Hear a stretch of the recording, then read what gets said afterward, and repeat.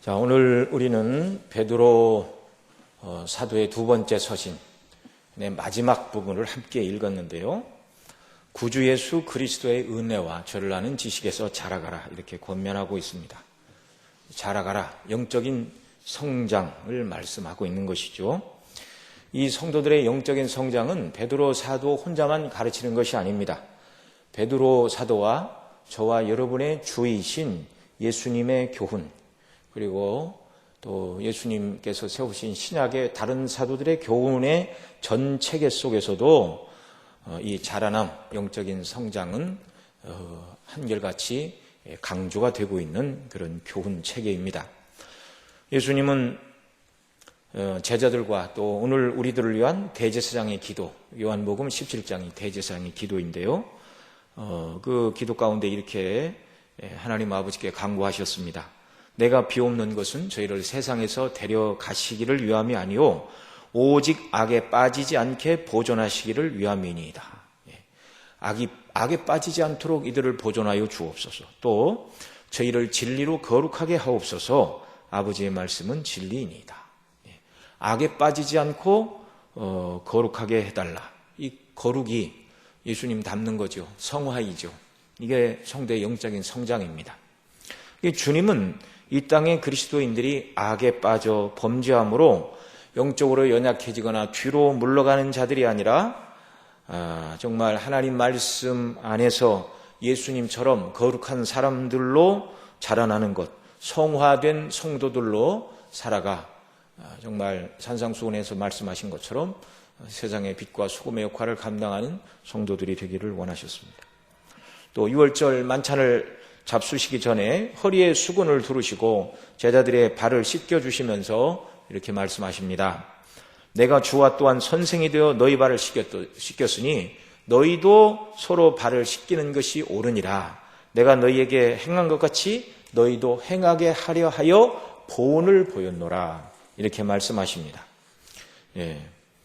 자, 서로 발을 씻기는 것. 이건 어린아이와 같은 사람들은 늘 씻겨주기만을 바라죠.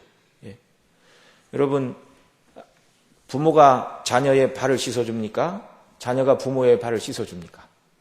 물론 이제 부모가 완전히 노인이 되고 자녀들이 장성해서 어른이 되면 이제 거동이 불편한 노인이 된 부모님들을 씻겨주는 경우가 없는 것은 아니죠. 그러나 일반적으로 부모가 자녀를 씻깁니다. 어른이니까. 예수님이 제자들을 향하여 너희가 서로 발을 씻기는 사람이 되라. 이 말은 너희가 영적으로 자라나서 다른 사람을 섬기는 성숙한 그리스도인이 되라. 이걸 말씀하고 있는 것이죠. 이런 말씀들을 우리가 생각해 보면 다른 사람이 나를 알아주고 내 발을 씻겨주기만을 바랬고 내 말에 귀를 기울이기를 원하고 대접받기를 더 좋아하며 살아오지는 않았는가, 이런 것들을 한번 생각을 해볼 필요가 있습니다. 왜냐하면 저와 여러분을 구원하신 주님의 명백한 뜻은 우리가 다른 사람에게 섬김을 받으려 하는 자가 아니라 먼저 섬기는 자가 되라, 자라난 성숙한 그리스도인이 되어야 한다고 가르쳐 주셨기 때문에 그렇습니다. 이 말씀들을 정말 가슴에 새기는 이런 귀한 역사가 있어야 할 줄로 믿습니다. 자, 우리가 예수 그리스도의 은혜와 저를 아는 지식에서 자라가라. 이 베드로 사도가 권면하고 있는데 우리의 자라남, 성장의 목표는 예수님이죠. 이것을 사도 바울은 이렇게 표현합니다. 우리가 다 하나님의 아들을 믿는 것과 아는 일에 하나가 되어 온전한 사람을 이루어 그리스도의 장성한 분량이 충만한 데까지 이르리니. 저와 여러분의 영적인 성장의 목표는 어디라고요? 그리스도의 장성한 분량이 충만한 데까지. 예수님이 저와 여러분의 자라나야 될 목표점입니다. 그러니까 이 땅에서 이 정도 자랐다, 그러니 나는 됐다, 이렇게 말할 사람은 아무도 없는 것입니다. 예수님은 완전한 성화를 삶을 사셨고 영화에 들어가셨죠. 이 땅에서 우리는 완전 성화에 이룰 수가 없습니다. 과정에 있습니다. 그러니까 어떤 성도도 남들보다는 좀 더 많이 자라날 수 있지만 나는 이 정도면 됐다라고 말할 수 있는 사람은 천국에 들어가기까지는 아무도 없다는 것입니다. 그러니 저와 여러분은 하나님 나라 들어갈 때까지 자라나야 한다는 것을 기억하시기 바랍니다. 이건 너무나 명백한 진리입니다. 그러니까 어떤 분들은 신앙생활도 젊어서 힘 있을 때 한때지. 그런 말들에 귀를 기울이시면 안 됩니다. 어떤 분이 그래요. 신앙생활하기 여성들이 제일 좋을 때는 결혼하기 전이라고. 결혼해서 어린아이들을 키우기 시작하고 유아실에 들어가 앉아 있으면 설교는 안 들리고 온통 애들 우는 소리, 싸우는 소리, 예배를 드렸는지 애들을 보러 왔는지 모르겠다. 그래서 처녀 때 은혜를 충만히 받아야 애도 믿음 안에서 잘 키운다. 이런저런 말씀을 하시는데요. 그리고 그런 과정이 끝나면 자녀만 키워서 학교 보내면 아무런 걱정거리가 없나요? 또 다른 많은 어려움거리가 있죠. 그럼에도 불구하고 성경은 말합니다. 저와 여러분은 날마다 자라야 되는데 자라남의 목표는 예수님이다. 그러니 힘있고 젊을 때 20대, 30대, 40대, 50대 좀 더 힘있으면 60대 열심히 신앙생활을 하는 거지 70이 넘고 80이 되어서 그렇게 신앙생활에 열심을 내는 것은 아니다. 교회일도 한때다. 절대 그런 말들에 속아서는 안 되는 것입니다. 우리의 자라남의 분량은 끝이 없습니다. 예수님의 분량까지 자라나야 한다는 말이죠. 자, 이 영적인 성장이 필요한 이유는 우리가 이렇게 자라나야 주님이 우리에게 명하신 대로 세상의 빛과 소금의 역할을 감당할 수 있습니다. 어린아이가 어떻게 다른 사람의 발을 씻어주고 섬기는 사람이 될 수 있습니까? 예수님처럼 충만한 분량까지 자라나야 우리가 다른 사람을 돌볼 수 있는 영적인 힘과 은혜가 우리에게 있게 되는 것이죠. 이렇게 우리가 자라나야 세상의 소금과 빛의 역할을 감당함으로 또 이 일을 통해서 우리의 선한 행실을 통하여 하나님 아버지께 영광이 되고 복음이 확장되고 하나님 나라가 넓어지는 이런 일들은 저와 여러분의 영적인 성장이 없이는 불가능하다는 것입니다. 그러니 자라나야 되는 것이죠. 오늘날 어떤 의미에서 세상 사람들은 예수님 믿는 저와 여러분을 주목하여 바라보고 있다는 것을 항상 기억하고 살아야 됩니다.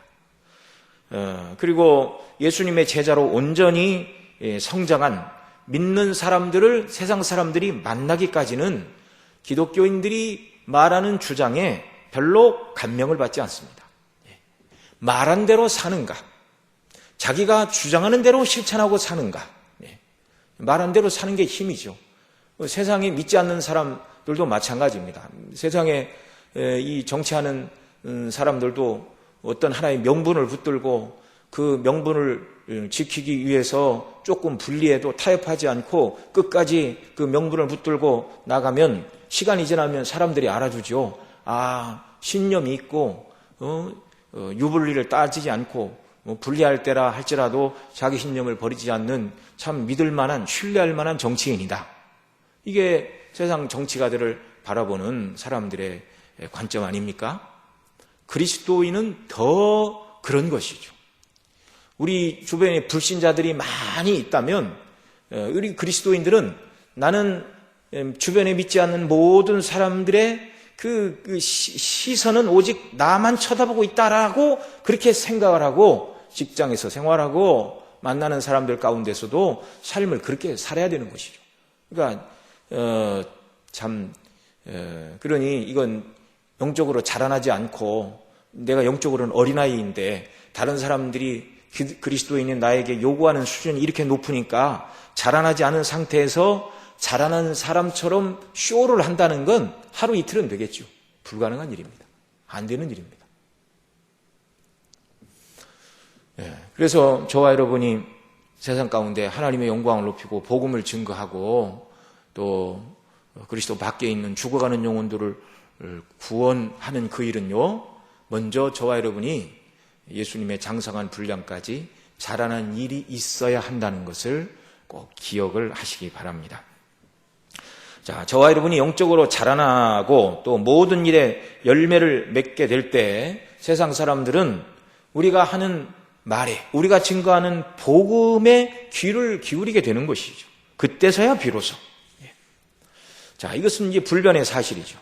저와 여러분의 영적인 성장과 다른 말로 얘기하면 성화된 삶, 그리스도인으로서 정말 이렇게 성장하람으로 말미암아 예수님은 빛과 소금이 되라고 말씀해 주셨는데, 영적으로 깜깜한 세상, 무엇이 진리이고 어디가 생명인지 모르는 깜깜한 세상에 저와 여러분의 성숙한 삶으로 또 복음을 증거하는 이 말과 함께 세상에서 빛으로 드러나는 그리스도인들이 되기를 바랍니다. 이거보다 참 멋있고 영광스러운 일이 어디가 있을까요? 우리가 이 짧은 세상 살다 가는 것이 인생이라는 걸 늘 기억을 해야 됩니다. 그런데 아담의 모든 후손들은 다 태어날 때부터 타락한 본성을 가지고 태어나기 때문에 하나님과의 관계, 영원한 나라 이런 건 안 바라보고요. 이 본성이 무엇으로 움직입니까?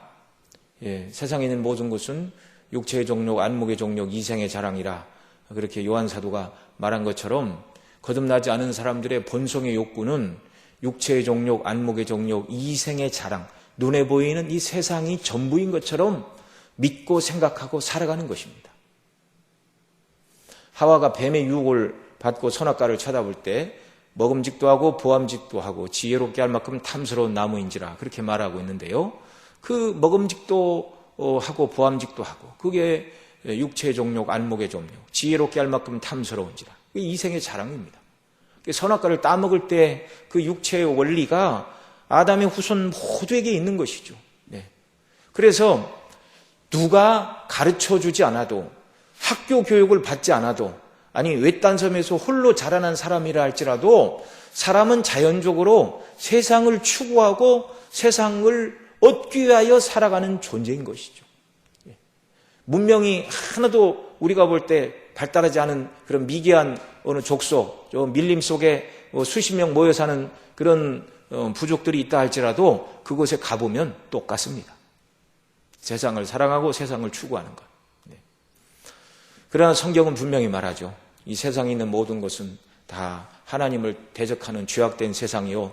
세상에서 뭔가 대단한 것을 취하고 얻었다 할지라도 결국 이 세상의 모든 것들은 다 무너지고 불탈 것이다. 우리가 이 베드로 후서 3장에서도 다 그걸 우리가 공부하지 않았습니까? 다 불타버리고 무너질 것들입니다. 체질이 뜨거운 물에 다 풀어지는 그날이 오고야 마는 것이죠. 자기 이름으로 미국 대통령 트럼프는 트럼프 타워를 세워놨잖아요. 이 세상에서는 굉장해 보이지만 주님 오시는 날 그 모든 것들이 다 무너질 것입니다.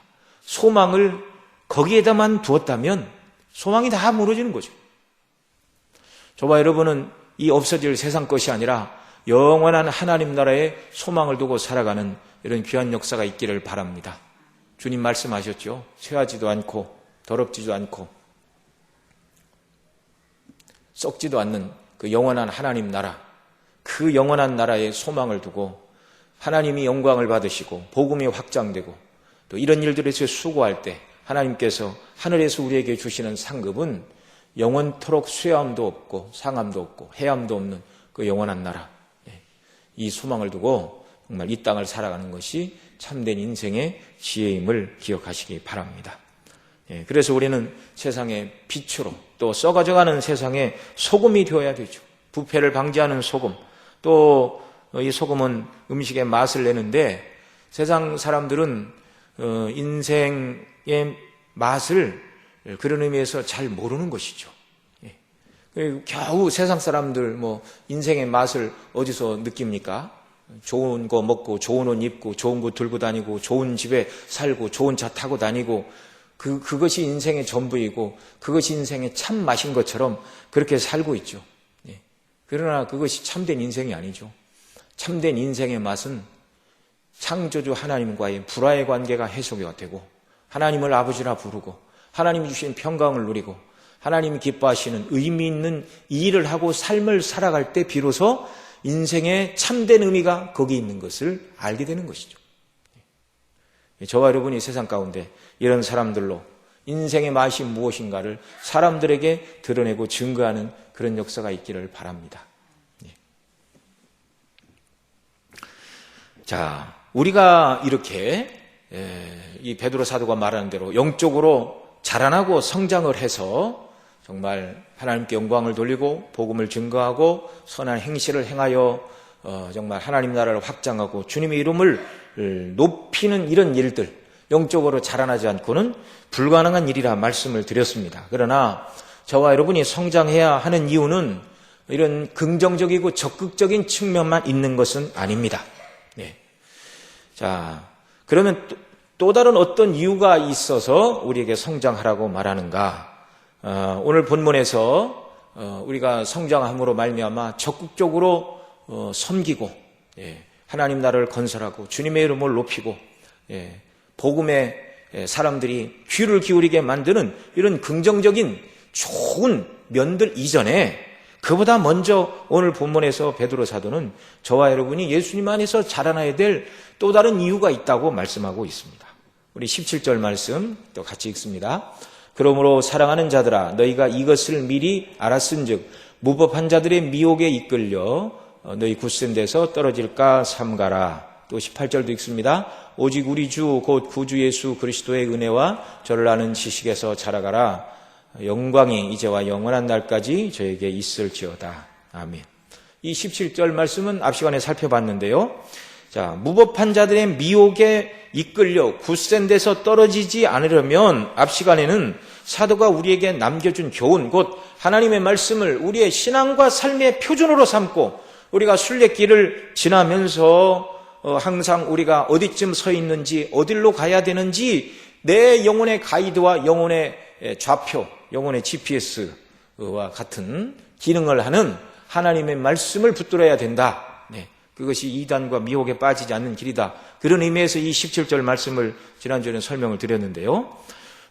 근데 이 17절 말씀이 그것만 말하고 있는 것이 아니죠. 우리가 읽은 대로 17절에 보면 무법한 자들의 미혹에 끌려 굳센 데서 떨어질까라 삼가라. 그리고 계속 이어지는 문맥에서 오직 이렇게 말하고 있습니다. 우리 주 예수 그리스도와 저를 아는 은혜와 지식에서 자라가라. 여기 무엇을 말합니까? 17절 18절을 연결해서 설명하면 무법한 자들의 미혹에 끌려 굳센 데서 떨어지지 않으려면 우리 주 예수 그리스도의 은혜와 저를 아는 지식에서 자라가야 한다는 것입니다.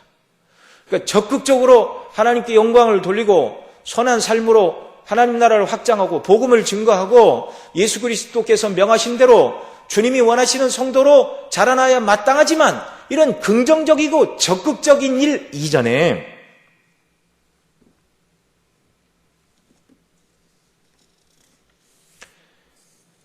굳센 데서 떨어지지 않으려면, 미혹에 빠지지 않고 굳센 데서 떨어지지 않기 위해서는 그보다 먼저 뒤로 물러가고 성도가 타락하지 않기 위해서 성장해야 한다. 이렇게 말씀하고 있는 것입니다. 이것은 모든 그리스도인들에게 생각하게 하고 고민하게 하는 말씀입니다. 여러분, 왜 그렇죠? 우리를 십자가에서 피 흘려 우리 대신 하나님 앞에서 형벌 받으시고 우리의 죄를 다 이렇게 하나님의 진노를 받아 우리 죄를 대신 형벌 받으신 주님, 그래서 그 예수님의 죽으심으로 말미암아 하나님의 진노가 다 풀어져 우리가 하나님과 더불어 화목을 누리는 자들이 되었습니다. 이 주님의 행하신 구원의 은혜를 생각하면 당연히 예수님 닮아야 되고 또 주님의 영광을 위해 살아야 되고, 그래서 이 복음을 모르는 사람들에게 복음을 증거하여 죄인들이 하나님께 돌아오게 하는 삶을 살아야 한다는 것은 너무나 당연한 일이라는 것을 우리가 알게 됩니다. 그런데 이것이 너무나 당연한 것임에도 불구하고 이런 마음은요, 항상 우리 마음에 드는 게 아니에요. 교회 와서 하나님 말씀 듣고 하나님 아버지께서 어떤 사랑을 우리에게 베풀어 주셨는가, 내가 하나님의 어떤 사랑을 받았는가, 이것을 생각할 때 우리의 마음이 그쪽으로 돌아가는 것이지, 여러분 집에서 설거지하고 빨래하고 직장 다니고 사람들 만나고 시장 돌아다니고 그럴 때도 항상 앞서 말씀드린 대로 우리를 구원하신 구속의 은혜와 영광으로 항상 충만하며 그 예수님 전하기 위하여 어떻게 하면 내 몸을 다 불사할 수 있을까, 이런 생각으로 항상 충만하는 하신 분이 있으면 좋겠어요. 그러십니까? 뭐 그런 분이 없는 것은 아니죠. 예. 그러나 만약에 그런 분이 그런 정도까지 올라갔다면, 예. 하나님의 은혜고 또 부단히 하나님의 은혜의 방편을 의지한 결과이죠. 그러나 대다수의 성도들은 일주일 내내 그런 마음을 많이 갖지 못하고 대부분의 경우에는 바쁜 일상 삶 속에서 앞서 말씀드린 하나님의 영광, 복음을 증거하고 빛된 선한 삶으로 주의 이름을 높여야 된다. 머릿속에는 있지만 바쁘다는 이유와 현실 속에서 잊고 지내는 것이 일반적인 일이라고 말씀을 드리지 않을 수 없습니다. 그래서 늘 교회에 나오면 하나님 뜻대로 살지 못한 것이 죄송하고 하나님의 영광을 위해서, 하나님의 나라를 위해서 살지 못한 일들을 생각하며 가슴 아파하고 회개하면서 언젠가는 꼭 그런 사람으로 나는 살 거야 라고 다짐도 하지만, 그러나 현재는 그 모든 요건이 조성되지 않아서 내가 못할 뿐이다. 이렇게 스스로 내 자신에게 나는 그렇게 살 마음은 있지만 현재 그렇게 살지 못할 만한 이유가 나에게 있다. 이렇게 스스로 자기를 안위하면서 합리성을 부여하면서 이렇게 살고 있는 것이 오늘의 우리의 모습은 아니냐는 것입니다. 또 어떤 분들은 예수님의 장성한 분량까지 자라나고 선한 열매를 맺고 복음을 전하고 하나님 나라를 확장하고 주의 영광을 위하여 살아가는 이런 일들은 목사님, 장로님, 권사님들이나 하는 일이지 나 같은 평신도한테는 해당되지 않는 일이라고 생각하는 분들도 있습니다.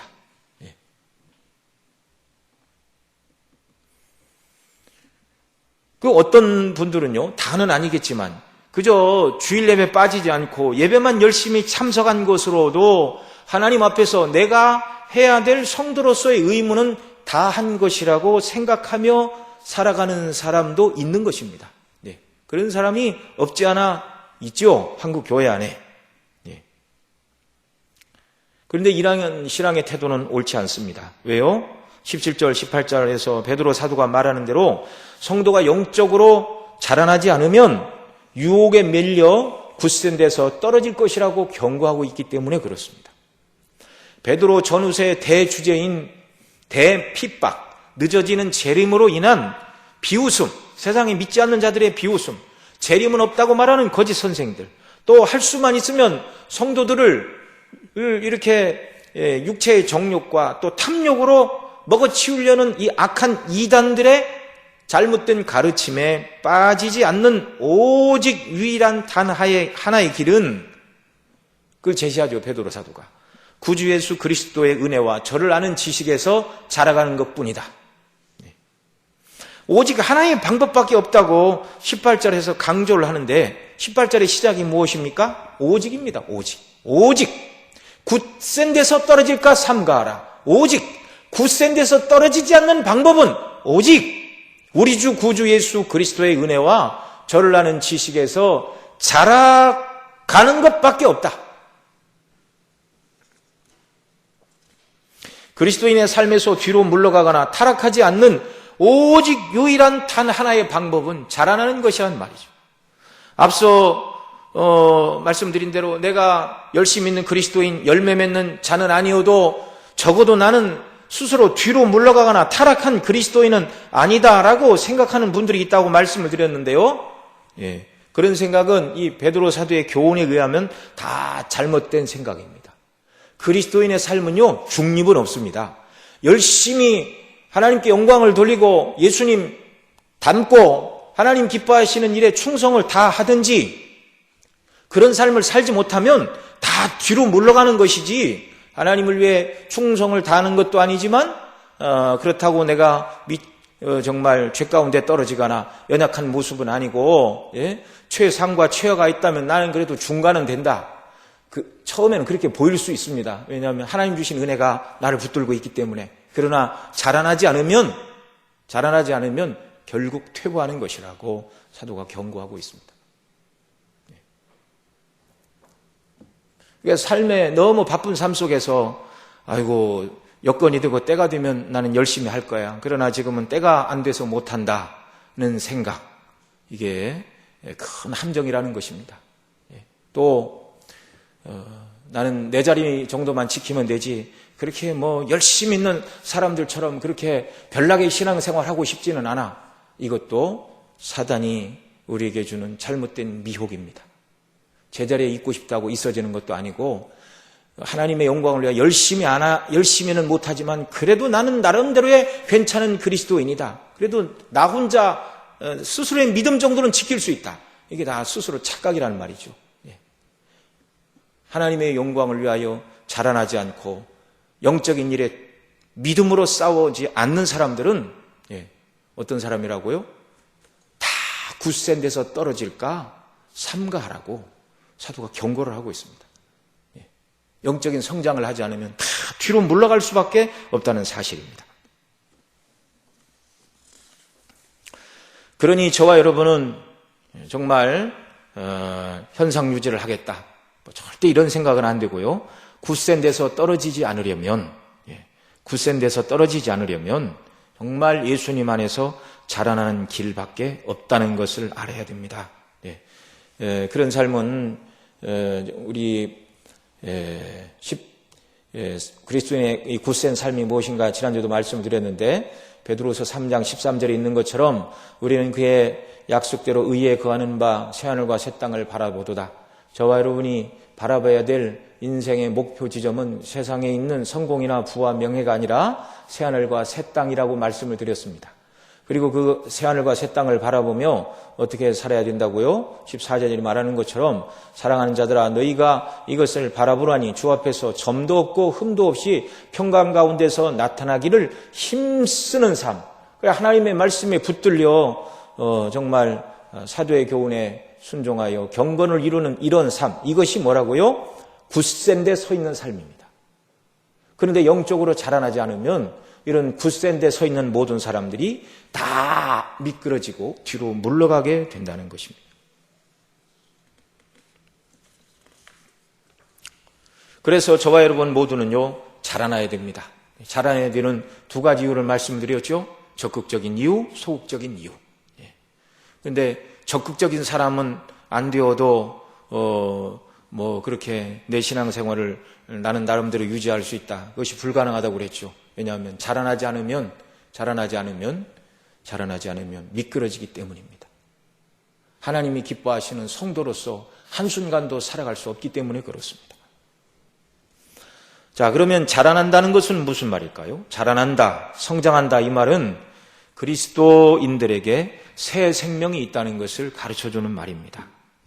예수님 밖에 있는 사람들은요, 옛사람의 본성, 하나님이 누구신가 관심도 없어요. 그래서 에베소 2장에서 사도 바울은 죄와 허물로 죽었다 이렇게 말하고 있습니다. 영적으로 죽어있는 자들입니다.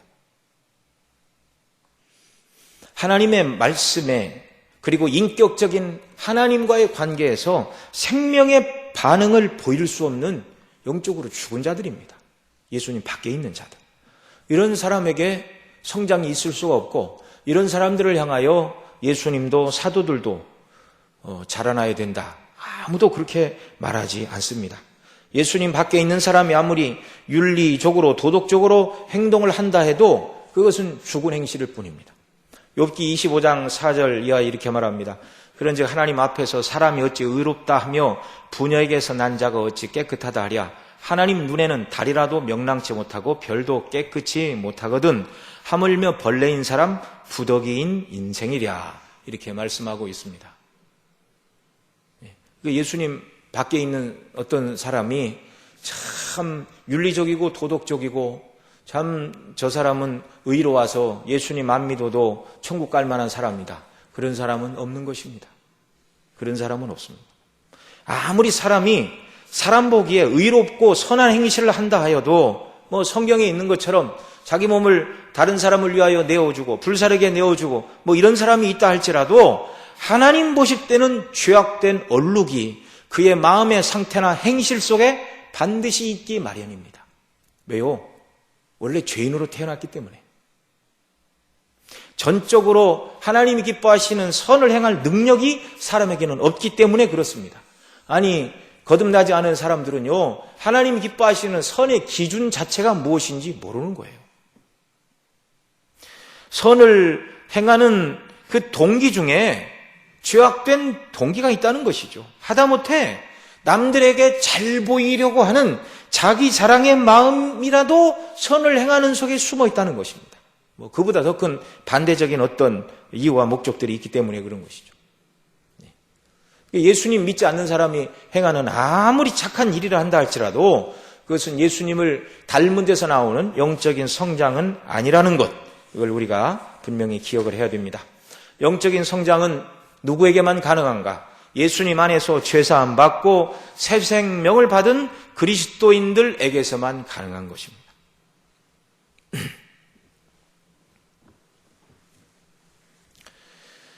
그리스도인은 뭐라고 얘기를 하죠? 어떤 사람이 그리스도인인가? 정욕을 인하여 세상에서 썩어질 것을 피하여 신의 성품에 참여한 자가 되었다라고 베드로 사도가 베드로후서 1장에서 이미 얘기를 했죠. 썩어질 것을 피하여 신의 성품에 참여하는 자가 되었다.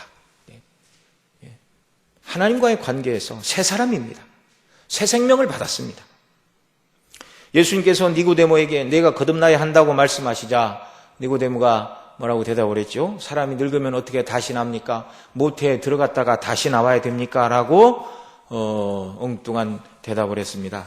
어떻게 다 큰 사람이 어머니 태에 들어갑니까? 이 거듭나야 한다는 말의 본래적인 뜻은 위로부터 난다는 말입니다. 그리스도인은 위로부터, 곧 하늘로부터 난 사람, 성령으로부터 난 사람들이죠.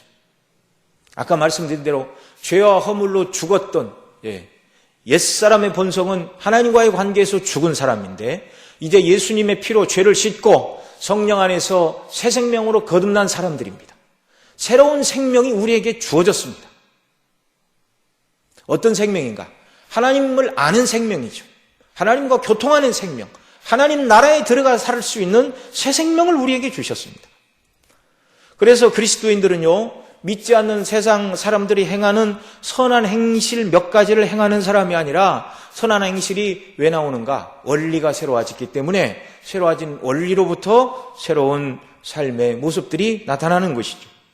과거는 사단에게 매여 사단이 끄는 대로 끌려갔습니다. 죄가 끄는 대로 끌려갔습니다. 욕심이 끄는 대로 끌려갔습니다. 그런데 이제는 흑암의 권세에서 사랑의 아들의 나라로 저와 여러분이 옮긴 자들이 되었습니다. 소속이 달라졌어요. 질서가 달라졌습니다. 여러분, 새 생명을 가진 모든 것은 다 싹을 틔우고 자라나는 것이죠. 지금 겨울이라 겨울철에도 이파리가 파란 무슨 소나무나 같은 이런 상록수가 아닌 이파리들은 다 떨어졌죠. 그래서 겉으로 보면 죽은 것 같은데 이제 한 달만 지나면 봄꽃들이 피고 또 여름에 꽃이 피는 것들은 이파리가 나오고 자기가 살았다는 것을 명백히 드러내는 것이죠. 이게 생명입니다.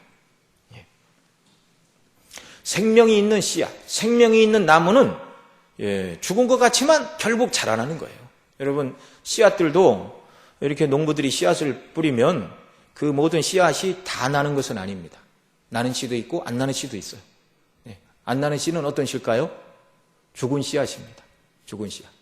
겉으로 봐서는 죽었는지 살았는지 잘 몰라요. 땅에 뿌려보고 물을 줘보고 따뜻한 일기 속에서 그래도 변화가 없으면 그건 죽은 씨앗입니다.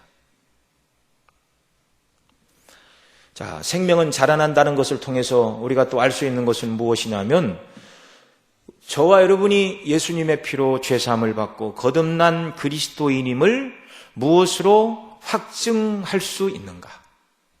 바로 예수님 닮아 자라나는 것을 통해서 저와 여러분이 새 생명을 받은 거듭난 그리스도인임을 나 스스로 알 수 있고 다른 사람들도 나의 모습을 통해서 알 수 있게 된다는 사실입니다. 아무도 하나님 앞에 있는 생명책을 떠들어보고 하나님께서 나를 영원전에 구원하기로 작정하신 하나님의 생명책의 리스트에 내 이름이 있구나, 그걸 보고 와서 구원의 확신을 가질 수 있는 사람은 아무도 없습니다. 왜냐하면 하나님께서 아무에게도 그런 것은 허락해 주시지 않기 때문에 그렇죠. 그러나 저와 여러분이 거듭난 그리스도인임을 어떻게 알 수 있는가? 바로 예수님 믿을 때 새 생명을 받았고 그 새 생명이 주님과의 관계 속에서 자라남을 통하여 정말 참된 구원받은 믿음의 소유진가를 명백히 드러내게 된다는 말이죠. 이 말이 저와 여러분에게 기쁨이 되고 소망이 되기를 바랍니다. 내가 새 생명을 받았으니 자라나야 되는구나. 내가 받은 이 새 생명이 가짜가 아니라, 새 생명은 가짜일 수가 없죠. 근데 어떤 사람은 가짜임에도 불구하고 자기가 진짜인 것처럼 속고 사는 사람이 있는데, 무엇을 통해서 그것을 확증해야 되는가? 자라남을 통해서만 이것이 확증이 되는 것입니다. 이제 구체적인 내용은 우리 주 예수 그리스도의 은혜와 전라는 지식에서 자라가는 내용은 더 살펴보겠지만, 자라나야 한다. 자라나지 않으면 나는 죽었든지 아니면 병들었든지. 병든 그리스도인을 주님이 원하시지 않으시죠.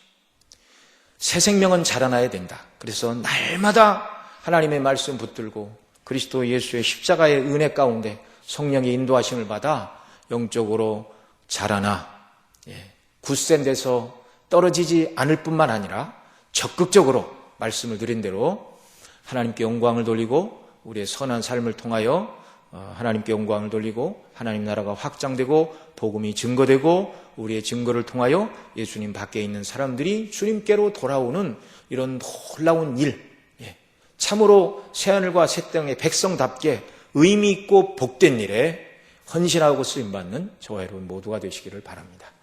기도하시겠습니다. 아버지 하나님 고맙고 감사합니다.